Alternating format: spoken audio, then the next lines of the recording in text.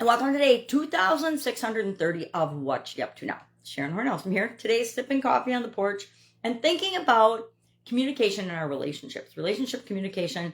And I want to share quickly, and I'm going to do it quickly because I wasn't so quick on my other videos today, 5 best practices across all types of relationships for good communication, and then 5 pitfalls that most of us are guilty of at some point, maybe not daily, maybe daily. Maybe multiple times a day, but maybe not.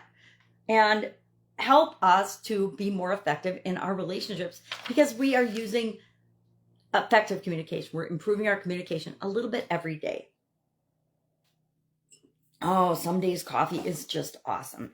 So I'm just going to share those quickly, and then I'm going to invite you to ponder them today. Ask yourself, am I doing these positive things to enhance my communication and build my relationships, or am I not? And if not, why not? And then, am I doing any of these 5 pitfall things? And if so, why am I doing them? Is it because I'm so busy and so overwhelmed and so stressed out that I can't even take a deep breath? Then the root cause, we always want to find the root cause of something so we can focus on the solution for that. Because usually if we solve one thing at the root cause, it has this positive domino effect that positively impacts us in many areas and aspects of our life. Communication, we spent all last month focused on communication in different areas and aspects. We talked about, 30 different communication topics, 31, I think. This month, we're focusing on relationships, and some of those same topics come up, right? Because everything in our life is so interconnected. So what are these 5 good best practices in all types of relationships, whether it's your family relationships, your friendships, your work colleagues, your business involvement in different areas? I work with a group of business owners who are trying to scale and build and supersize and grow their business all the time. And their relationships with business as business owners are slightly different than if we're an employee or if we're just hired by someone else to be a part of the organization. But I will tell you, the secret to being a successful employee or any person and to really advance your career is take actual ownership in it. Act like an owner. And even though you're not, if you act as if you're an owner, you will make better decisions and better choices in alignment with that business and their values, and you will advance faster than anybody else in the organization. How do I know? Well, years of experience. So, number 1, what are the best practices? Active listening. If you don't practice any of the others on this list, I invite you to really practice and hone your active listening skills. Are you paying full attention? Are you not interrupting? Are you showing that you understand? Are you actually trying to figure out what the person is trying to convey with their words and their body language, and not just assuming and waiting to quickly answer what they're there to talk to you about or solve their problem for them? I think we would be so much better off as human beings and leaders and managers and whatever else and parents if we would just actively listen, figure out what the situation is in the other person's perspective, and then figure out what is it that they need from you. And if you don't know, ask. Well, and then paraphrase back what they're saying. And then if they agree, yeah, that's what I said, then ask, well, how can I help? What can I do for you? How can I help you to resolve this situation or what? Or do you not want me to do anything? You just want me to be a sounding board. We need to be clear on that. Number 2, nonverbal awareness. Whether we're aware of it or not, people are always paying attention to our body language. Are we making eye contact? What are our facial expressions? I will admit, I always noticed in my kids that I always knew exactly what they were thinking or feeling based on their facial expressions. It shows right on their face. And they're like, well, Mom, where do you think we got that? Because I do the same thing. So realize that even if you don't think you're having a reaction, people can sense how you're responding to what they're communicating via eye contact, body language, etc. Tone of voice is a big one too. I talked about that in the Be a Better You annual challenge. I read a study about our pets and how they respond to tone of voice. And I tried it out on my pets. I had 2 dogs and 2 cats at the time. And it was so powerful. I immediately paid more attention to my tone of voice because it has such an impact on the pets. I'm like, well, if it has that kind of impact on my cats and dogs, what kind of impact is it having on the people that I work with? And I realized that when I was communicating and I wasn't present or I was stressed out because I was paying bills and writing checks, people knew that I would react in a more negative way than if I was clearly paying attention to them because of my tone of voice. Clarity and honesty is the fourth element of good best practices in communication with anyone or any type of communication. And that means I am being clear and specific, or I'm asking clarifying and specific questions to clarify, and I'm being honest. If I don't know the answer to something, I'm not going to tell you I know it. I'm going to say, I don't know the answer to that, but I'm going to find out. I learned that lesson early on too in my corporate career right out of college. You cannot fake it till you make it. You cannot fake anything. People can see right through if you are not being completely honest, clear, and if you're faking it. So the whole fake it till you make it advice, I'm going to recommend that you never listen to that and that you be honest and say, hey, I'm just getting started. But even if you're just getting started, you can help people that haven't started yet. Even if you've only got 5 years of management experience, that's 5 more years than a lot of the people that you're working with have, etc. And then the final best practice is timing. Know when to say something or communicate, and then know when not to. If somebody comes and communicates with me or asks me for something that I am already this deep in other things that I'm working on, the answer is probably going to be no. Not because I don't want to help them, not because I don't want to do it, but because I don't have the bandwidth to do it right now. But if they ask me when I'm calm and I'm having a break, or I obviously have time, then the answer is probably going to be yes, because I want to help whenever I possibly can.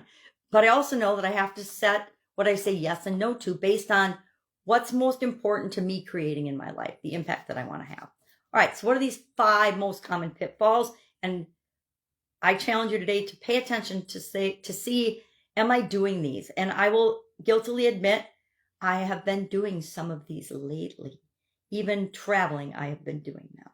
Number 1, interrupting or finishing people's sentences. Now, in some relationships, it's perfectly okay to finish someone's sentence.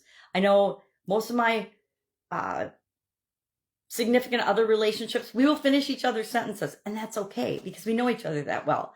My sisters and I, we always finish each other's sentences, and sometimes we're wrong, and the other sister will get really offended because we finish it wrong, but that's feedback that we need, right? Because we shouldn't always be interrupting and finishing other people's sentences. We shouldn't interrupt people thinking we know what they're going to say or what their story's going to be unless we've heard that story 50 times, because sometimes that does happen, and the other person doesn't realize it. But then we can find a polite way of letting them know that, right? Without interrupting or finishing their story. Stonewalling is another strategy, or another, I'd say, not great practice to communication. I think it's one of those pitfalls we want to avoid. Stonewalling is when we just withdraw, or we ghost somebody, or we just leave the conversation altogether. And usually we leave the conversation altogether without letting the person know. I did share the story about, I can only think of one meeting, no matter how bad a meeting was that I've ever been involved in, and there have been some really bad ones.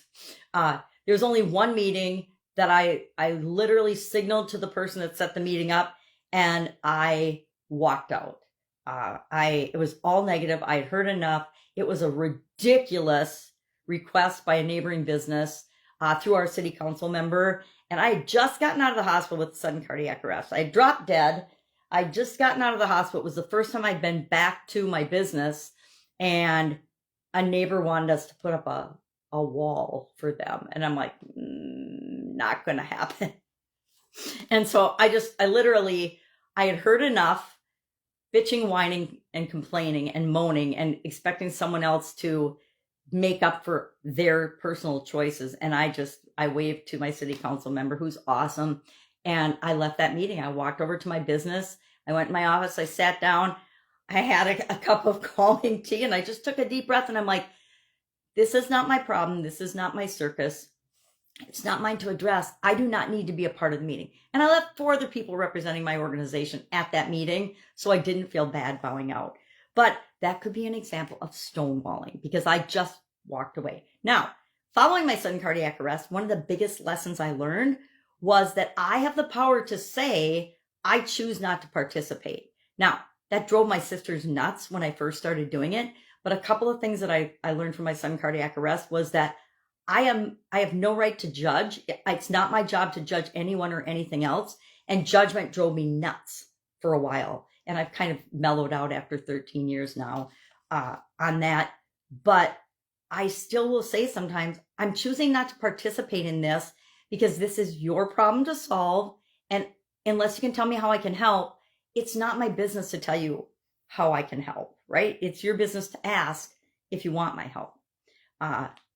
So I guess choosing not to participate is a type of stonewalling, or it's just me communicating and clearly stating this is my boundary and I'm not going to pass it unless you ask me to pass it.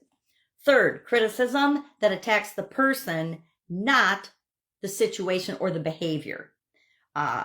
This is so rampant right now, especially on social media, that it's mind-boggling, and it's totally unacceptable. And I'll say it.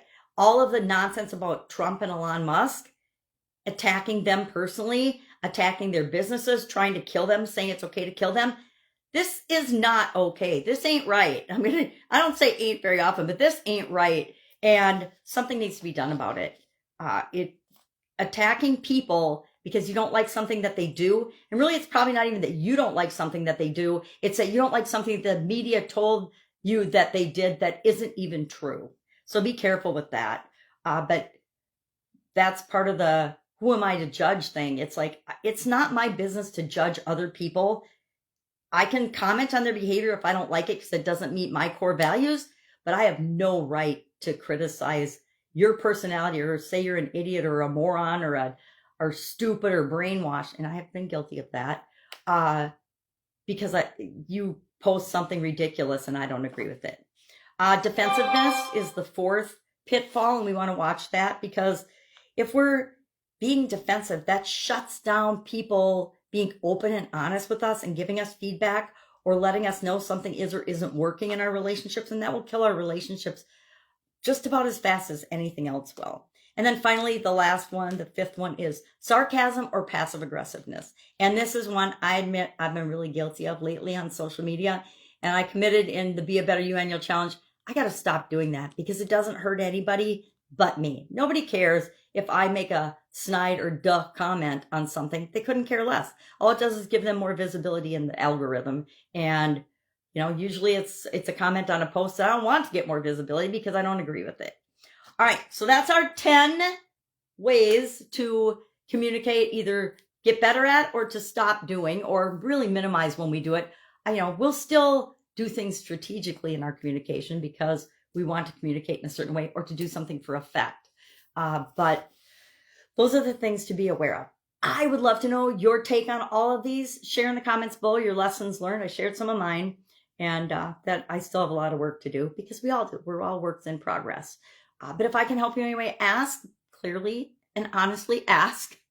And I'll let you know if I can do it or not. And if I don't know, I will tell you I don't know. But I probably do know somebody that no matter what your problem or situation is, I probably know somebody I can connect you with to help. All right. Have an awesome day. And I'll, of course, be with you tomorrow.